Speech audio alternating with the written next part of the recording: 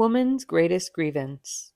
The most ardent advocates of the equality of the sexes have long been aware that some unknown obstacle lay in the path of woman's progress and kept her second in the race. The most indefatigable efforts have been made to discover it. Every inch of ground has been carefully traveled over and subjected to the severest scrutiny. The wildest speculations have been advanced. It is the baleful effect of household drudgery, which dwarfs and blunts her higher perceptions and aspirations, cries one. Nay, cries another, high philosophy has had its birth in the kitchen. The grandest labor-saving inventions have been conceived over range and washtub. And as to the broomstick, well, perhaps the less said of the broomstick the better, but all the civilized world recognizes its efficacy in the settlement of domestic disputes. Say rather that the cares and sorrows of maternity so depress her spirit and contract her interests, that she becomes incapable of rising to a higher plane of thought and action. Wrong, cries a third. The sweetest songs that were ever sung, the noblest verses ever written, sprang from the fullness of the mother's heart, as she hung over the cradle of her child or lulled a baby to sleep upon her breast. Give us equal facilities for education, and see what we will do, was the cry of feminine America 20 years ago. The colleges all over the land flung wide their doors in response. One by one, the various professions extended a reluctant hand to fellowship, all to small effect. The girls put their male competitors to the medal, it is true, and carried off class honors as gracefully as they wore their new bonnets to baccalaureate sermons. They won degrees as doctors and were admitted to the ministry and to the bar. A few years passed by, and the men of their classes held proud and honored positions, or achieved substantial success in commercial life, but the girls dropped out of sight and are rarely heard from except in out-of-the-way country places, or as waging a losing fight in the crowded cities. Their most ardent partisans are nonplussed, the most brilliant minds in the ranks of female suffragists are absorbed in the vexed question. The objects of their solicitude have been put through courses of physical training. They have been advised to walk, take cold baths, ride tricycles, and throw aside corsets.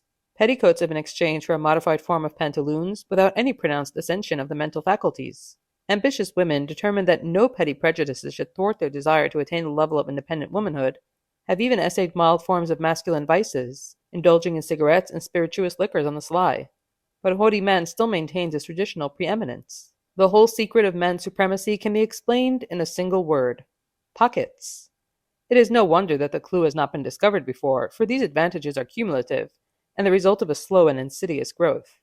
When the boy baby passes from short cambric dresses into kilt suits, he finds himself the proud possessor of 2 pockets, 2 points ahead of a sister who has none.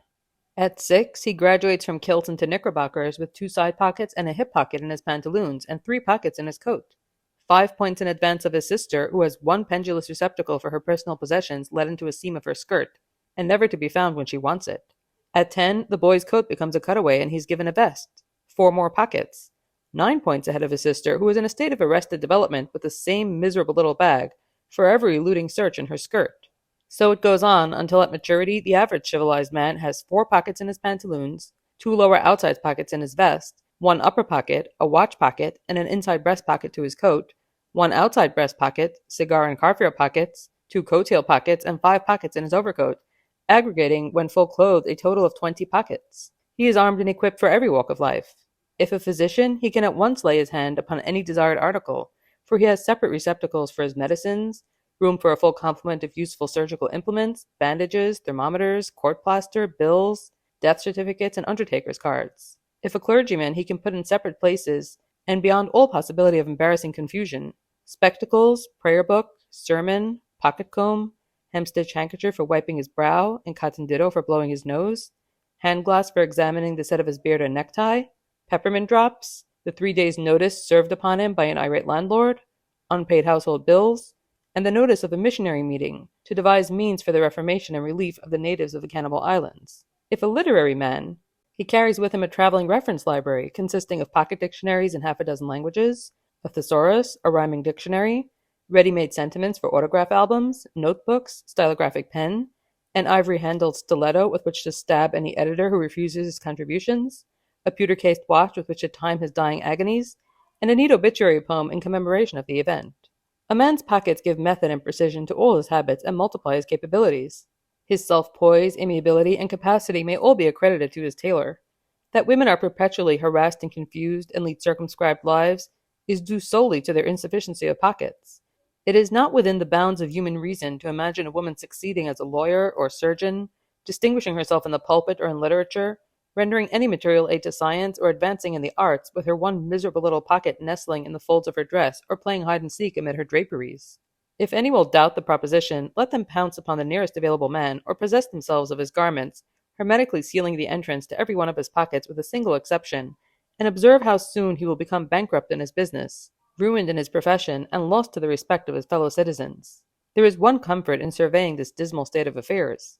Hereafter, there need be no time wasted upon gymnastic exercises, no exhaustive battles fought for scholastic honors, no more stage oratory or useless lobbying in legislative halls.